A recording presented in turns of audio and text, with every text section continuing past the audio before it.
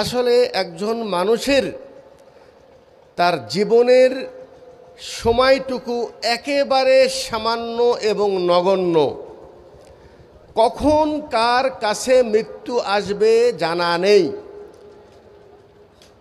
ইন্না আজালাল্লাহ, নিশ্চয় আল্লাহর পক্ষ থেকে যেটা মৃত্যুর সময় মুসাম্মা, এটা নির্ধারণ করে দেওয়া হয়েছে।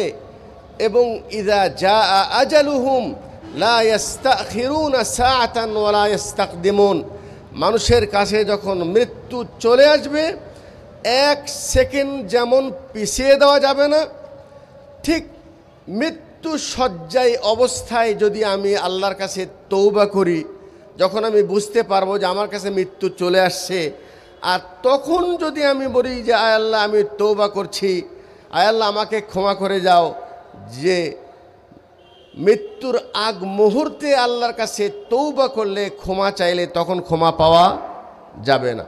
অতএব কার কাছে কখন মৃত্যু আসবে ওই সময় আসার পূর্বেই তোমরা এখনই সুস্থ থাকতে, সুস্থ অবস্থায়, ভালো অবস্থায় তাড়াতাড়ি তোমরা আল্লাহর ক্ষমার দিকে এগিয়ে যাও। একটা কারণ হলো এই, হঠাৎ করে মৃত্যু চলে আসতে পারে।